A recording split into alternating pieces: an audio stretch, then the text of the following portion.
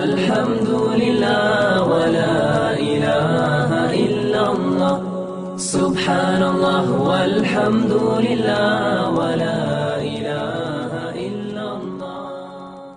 قل إنما أدعو ربي ولا أشرك به أحدا قل إني لا أملك لكم ضرا ولا رشدا قل إني لن يجيرني من الله أحد ولن أجد من دونه ملتحدا إلا بلاغا من الله ورسالاته ومن يعص الله ورسوله فإن له نار جهنم خالدين فيها أبدا.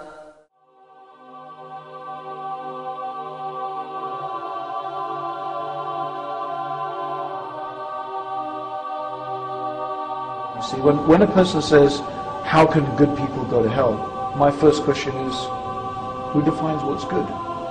Do you define what's good? Does society define what's good? From our position, we would say that the only one who has the right to define what is good is God.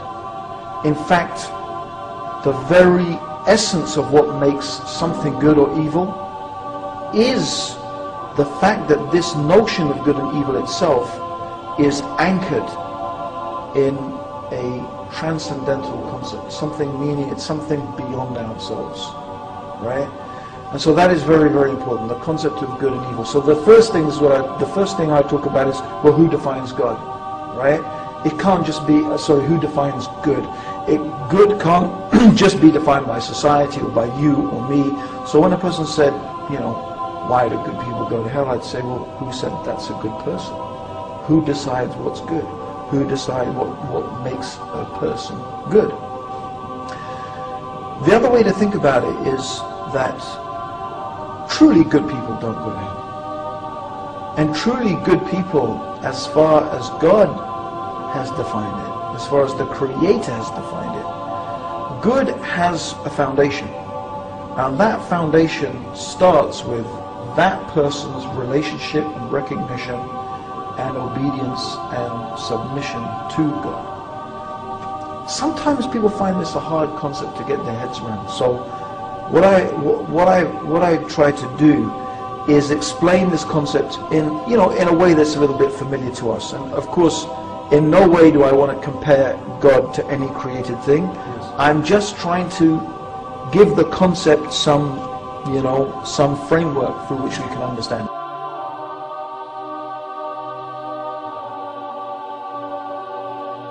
I want you to imagine, right, Eddie, you're a sort of journalist, right?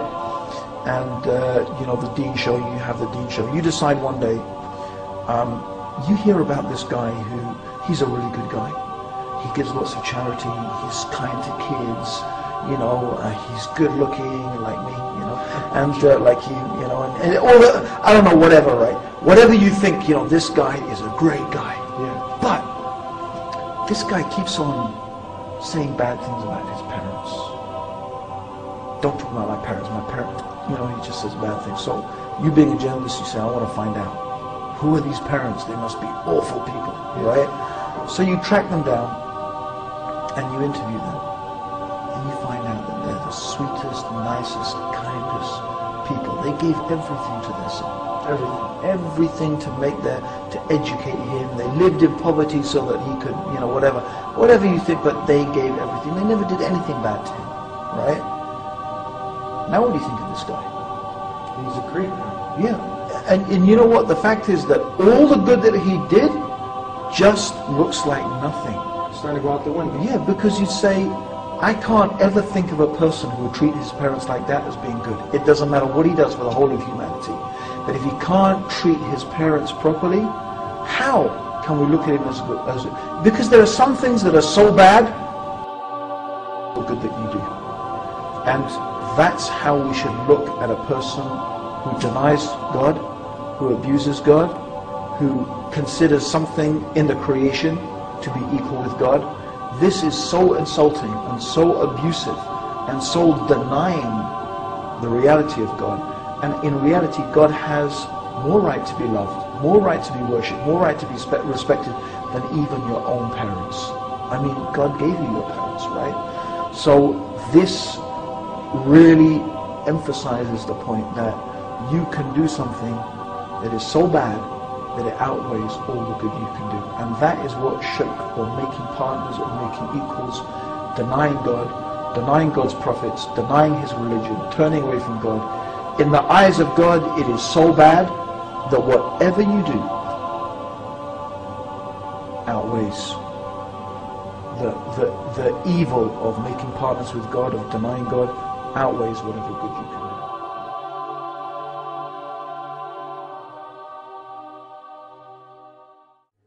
Now, let me, inshallah, begin by describing to you what Jahannam truly is. First of all, it is huge. As Rasulullah ﷺ described, it is so huge that it has 70,000 rings.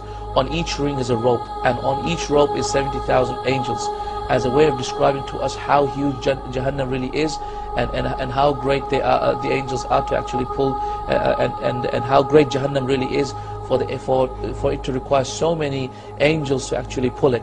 And so this is a size, an indication of the size. Also, once Rasulullah ﷺ was actually sitting down with his companions, and they heard a sound, and so Rasulullah ﷺ said, "Do you know what that sound was?" And then Rasul and the companions said, "Allah and His Messenger knows best."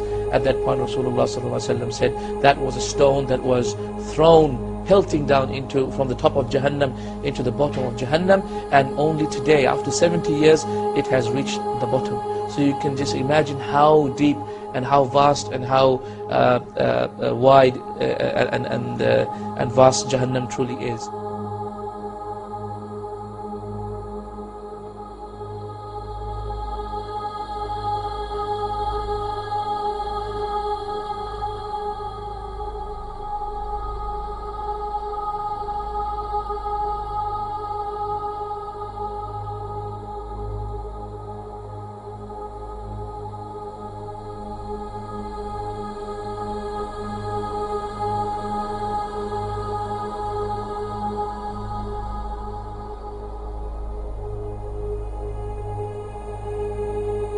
Also, we find that Rasulullah ﷺ had also described to us that the disbelievers in Jahannam will be made huge, meaning the bodies will be actually expanded. And the reason for that is so that they actually increase in their punishment. Because the more surface area of your body that you have, the more punishment you will feel. So Allah subhanahu wa ta'ala will increase them and make them huge people and increase their sizes in Jahannam, until Rasulullah sallallahu alaihi wasallam described that the seat of a person who will go to Jahannam will be the distance of a fast horse that travels between Mecca and Medina. So imagine the distance of Mecca and Medina, it's approximately 458 kilometers.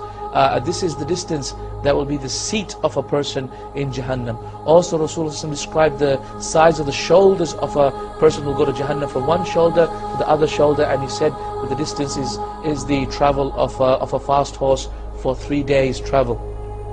Also, we find that Rasulullah said in another authentic hadith, and these are primarily in Bukhari and Muslim, the hadith. And subhanAllah, if you just read Bukhari and Muslim regarding the description of Jahannam and the Quran, you will find a tremendous example and description of Jahannam in there. And we find that Rasulullah said that the molar tooth of a disbeliever in Jahannam will be the size of the mountain of Uhud. Will be the size of the mountain of Uhud. And brothers, the mountain of Uhud is not a small mountain. It's a great mountain. It's a great mountain. It's a great mountain. Then imagine 32 of them. Then imagine the head. Then imagine the body. When the Prophet ﷺ describes the thickness of the skin as also 3 days journey to taste the hellfire and the punishment of the hellfire and the punishment of the hellfire and the punishment of the hellfire and the punishment of